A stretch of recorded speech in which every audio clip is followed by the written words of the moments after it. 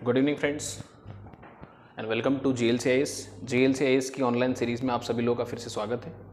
और हम continuous MCQ series cover कर रहे थे और MCQ सीरीज़ में आज हम लोग आगे की सीरीज़ कंटिन्यू करते हैं। ठीक है,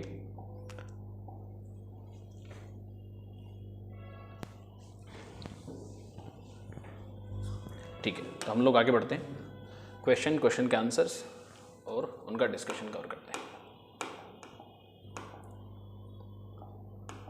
ठीक है, तो सबसे पहले हम लोगों को सही कथन को छांटना है। ठीक है, निम्नलिखित में से कौन सा एक कथन सही है। ठीक है, तो सबसे पहले हम लोग देखते हैं कि भारतीय संविधान में मूल अधिकारों को शामिल करने के लिए नेहरू रिपोर्ट, ठीक है, 1928 ने समर्थन किया था। ठीक है, यहाँ प्रश्न पूछा जा रहा है कि मूल अधिकारों की बात सबसे पहले किसमें कही गई थी। ठीक है, या मूल अधिकारों को किसमें एक्सेप्ट करने की बात की गई थी, या मूल अधिकारों का कॉन्सेप्ट ही किस प्रावधान के अंदर रखा गया था। ठीक है, भारत सरकार अधिनियम 1935 में मूल अधिकारों को प्रश्रय दिया।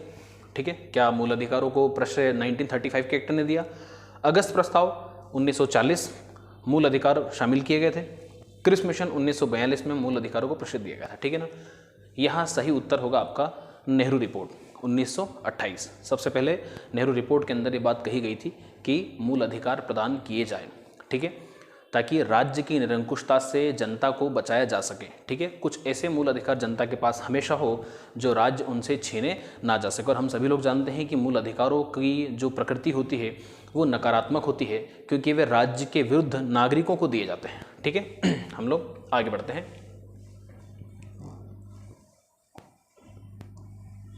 चलो इसका डिस्क्रिप्शन देखते हैं। तो सही उत्तर क्या होगा हमारा, नेहरू रिपोर्ट। ठीक है, भारतीय संविधान में मूल अधिकारों को सम्मिलित करने का समर्थन नेहरू रिपोर्ट जो कब आई थी, 1928 में आई थी, तथा जो विकल्प ए है वो सही आंसर है। अगले क्वेश्चन की तरफ बढ़ते हैं हम लोग। निम्नलिखित में से किसको संविधान द्वारा मौलिक अधिकारों को लागू करने की शक्ति दी गई है। ठीक है, भारत देश की ऐसी कौन सी संवैधानिक संस्था है जो मूल अधिकारों को लागू कर सकती है, जिसके पास अथॉरिटी है किसको वैलिडेट करने की, फंडामेंटल राइट्स को इन्फोर्स करने की। ठीक है, तो सबसे पहले भारत के सभी न्यायालयों, संसद को, राष्ट्रपति को, सर्वोच्च न्यायालय एवं उच्च न्यायालय को।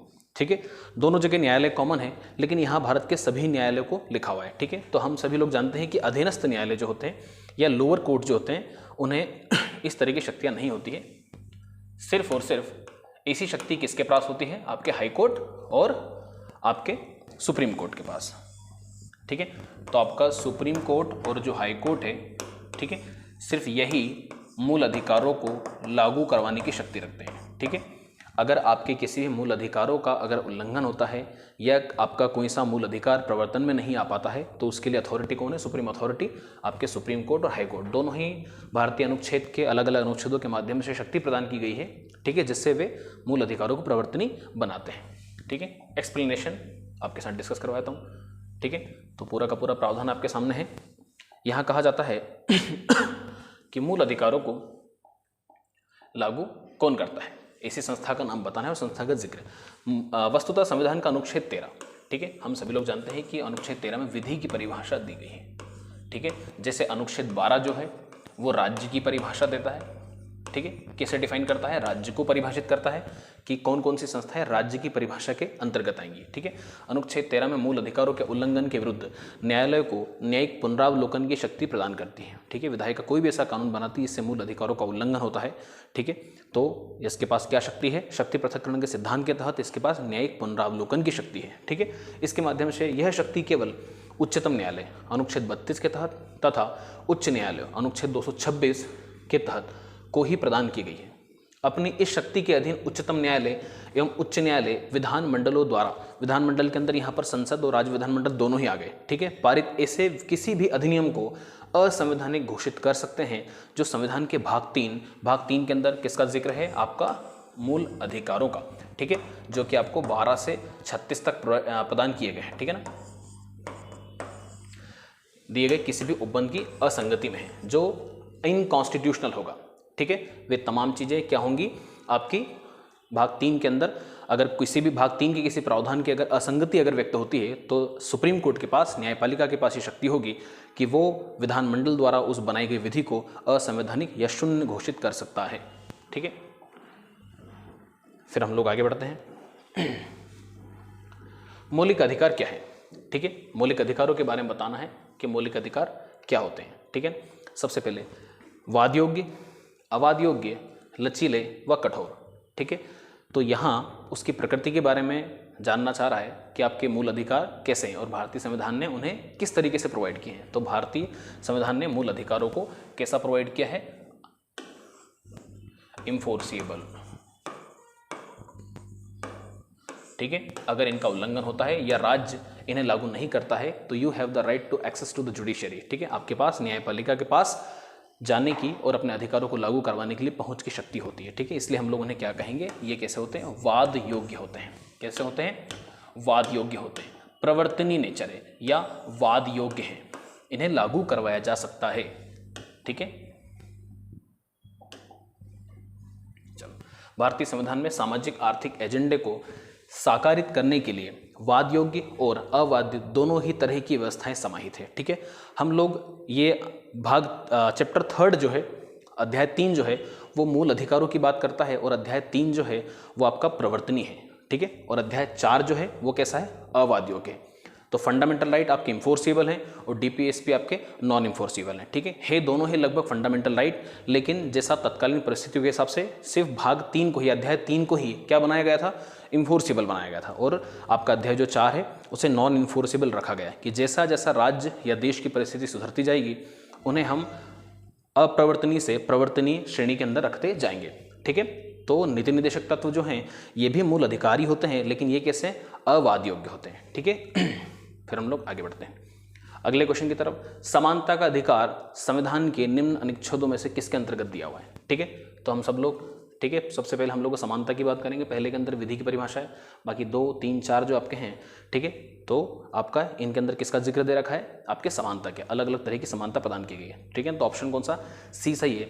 समानता का अधिकार भारतीय संविधान के अनुच्छेद 14, 15, 16, 17, 18 नागरिकों के मध्य समानता स्थापित करने के लिए इन अनुच्छेदों का विवरण दिया गया है, ठीक है। अनुच्छेद जो आपका अनुच्छेद 13 जो है मूल अधिकारों से असंगत या उनका अल्पीकरण करने वाले विधियों के मूल अधिकारों के उल्लंघन की मात्रा तक शून्य होने से संबंधित है।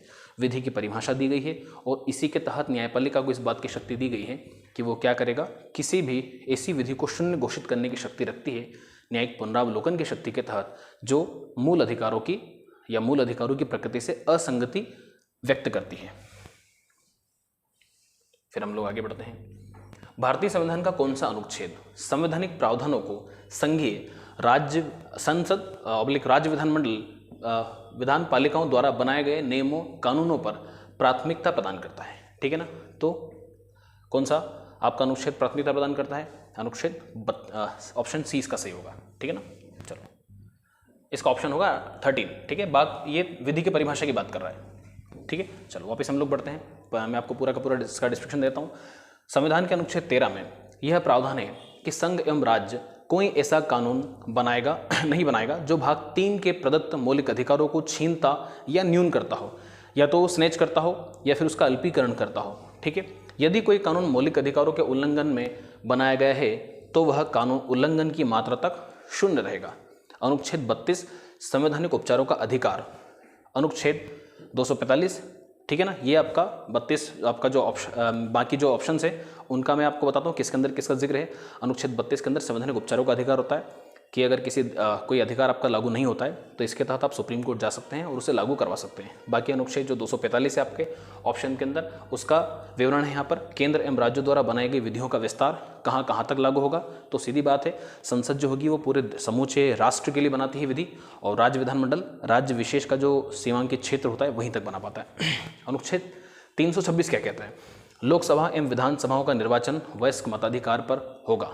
इसका प्रावधान किसके अंदर है, अनुच्छेद 326 के तहत। अगले प्रश्न की ओर बढ़ते हैं। भारतीय संविधान में स्वतंत्रता का अधिकार 4 अनुच्छेदों द्वारा प्रदान किया गया है, वे कौन कौन से, ठीक है ना। जो स्वतंत्रता की बात करते हैं, ठीक है ना, अलग अलग तरह से अलग अलग विधियों पर अलग अलग विषयों पर स्वतंत्रता प्रदान करता है, ठीक है ना। तो 19 से 22, 16 से 19, 17 से 20 और 18 से 21, ठीक है। तो सही उत्तर होगा इसका ए। आगे बढ़ते हैं हम लोग। भारतीय संविधान के भाग 3 के तहत अनुच्छेद 19 से 22 तक, ठीक है ना, आपने देखा होगा इसी के अंदर मूल अधिकारों भूमि को मूल अधिकार के अंदर रखा गया था, इसे डिलीट किया गया बाद में, ठीक है ना। अनुच्छेदों द्वारा स्वतंत्रता का प्रावधान या स्वतंत्रता का अधिकार प्रदान किया गया है। अनुच्छेद 19 में अभिव्यक्ति की स्वतंत्रता समेत 6 प्रकार की स्वतंत्रताएं प्रदान की गई हैं, ठीक है ना। उसे मिलाकर जो 19(1)(f है उसे डिलीट कर दिया गया है। अनुच्छेद 20 में अपराधों के लिए दोष सिद्धि के संबंध में संरक्षण, कोई व्यक्ति को अगर दोषी करार किया गया है तो उसे क्या क्या अधिकार मिलेंगे, ठीक है। भारत देश के अंदर अपराधी और निरपराधी दोनों को ही बराबर अधिकार है और कोई भी निरपराधी जब तक साबित नहीं होता तब तक अपराधी उसे नहीं माना जाएगा। अनुच्छेद 21 में प्राण एवं दैहिक स्वतंत्रता, ठीक है, व्यक्ति के प्राण और उसके दैहिक, ठीक है, बॉडी के उसके प्रोटेक्शन का उसे अधिकार दिया गया है। अनुच्छेद 21 का क्या कहता है कि अंतर्गत शिक्षा का अधिकार जो होगा ये आर्टिकल 45 से डीपीएसपी से फंडामेंटल राइट के अंदर लाए गए हैं। इसको हमने वही देखा था कि हम लोग समय के जैसी ऐसी परिस्थितियां बदलती जाएंगी, हम डीपीएसपी को फंडामेंटल राइट की कैटेगरी के अंदर लेकर आते रहेंगे, ठीक है ना। अनुच्छेद 22 क्या कहता है, कुछ दशाओं में गिरफ्तारी और निरोध से संरक्षण प्रदान किया गया है, ठीक है। कुछ कंडीशन ऐसी होंगी, ठीक है ना, सभी कंडीशनों में प्रोटेक्शन, डिटेंशन और अरेस्ट से नहीं दिया जाएगा। 7वें पर आते हैं, ठीक है। ICCPR के अनुच्छेद द्वारा बाल अधिकार को सुरक्षित किया गया है, ठीक है। तो आर्टिकल 24 क्या कहता है, ठीक है ना, आर्टिकल 24 की इसके अंदर बात है जो कि आपका बी है, ठीक है ना, इंटरनेशनल कॉवेनेंट ऑन चाइल्ड्स, ठीक है ना।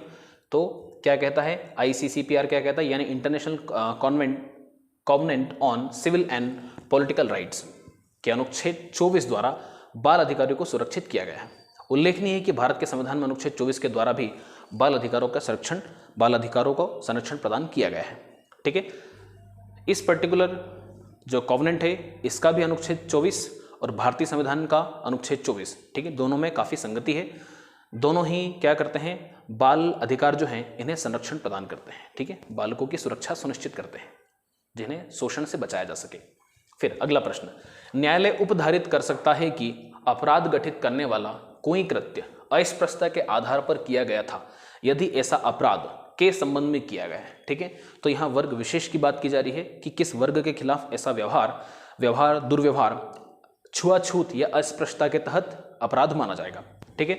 तो अनुसूचित जाति के सदस्य, अनुसूचित जनजाति के सदस्य, किसी भी समुदाय के सदस्य या उपरोक्त में से कोई नहीं, ठीक है ना। तो हम लोगों ने देखा कि ST के लिए ऐसा लागू नहीं होता है, लेकिन SC के लिए अगर ऐसा कोई व्यवहार करता है उनके साथ तो वो अपराध के तहत माना जाएगा। तो अनुसूचित जाति के सदस्यों के साथ इस तरह का व्यवहार जो होगा वो क्या माना जाएगा, न्यायालय ऐसे व्यवहार को अस्पृश्यता का पालन करना माना जाएगा, ठीक है। और सामने वाले व्यक्ति को सजा हो सकती है जो ऐसा व्यवहार उसके साथ करेगा, ठीक है। तो नागरिक अधिकार संरक्षण अधिनियम 1955 की धारा 12 के तहत न्यायालय उपधारित कर सकता है कि अपराध गठित करने वाला कोई कृत्य अस्पृश्यता के आधार पर किया गया था यदि ऐसा अपराध अनुसूचित जाति के सदस्य के संबंध में किया गया। ऐसा कोई भी व्यवहार दूसरे व्यक्ति के साथ अगर हो जाएगा तो उसे अस्पृश्यता नहीं माना जाएगा, लेकिन वो पर्टिकुलर व्यवहार अगर SC के सदस्य के साथ किया जाता है तो उसे अपराध माना जाएगा। और ऐसा जो व्यवहार होगा, ठीक है, न्यायालय उपधारित करेगा, अपने मन से एज्यूम कर लेगा कि आपने उसके साथ ऐसा किया होगा। निम्नलिखित में से कौन से अधिकार भारतीय संविधान के अनुच्छेद 32 के अंतर्गत प्रवर्तित किए जा सकते हैं, ठीक है। संवैधानिक उपचार को अनुच्छेद 32 के तहत किन का हो सकता है, ठीक है, तो वो किन का हो सकता है, मौलिक अधिकारों का होगा, ठीक है। तो मौलिक अधिकार ऑप्शन बी आपका सही है। मौलिक अधिकार भारतीय संविधान के अनुच्छेद 32 के अंतर्गत उच्चतम न्यायालय द्वारा प्रवर्तित कराए जा सकते हैं। यह अनुच्छेद मौलिक अधिकारों को प्रवर्तित कराने के लिए संवैधानिक उपचारों का प्रावधान करता है। और इसी पर्टिकुलर अनुच्छेद 32 को अंबेडकर साहब ने, बाबा साहब ने क्या किया है, संविधान की आत्मा बताया है कि अगर इस तरह का उपचार अगर नहीं दिया था तो अधिकार देना निरर्थक था, ठीक है, उनका कोई मतलब नहीं था,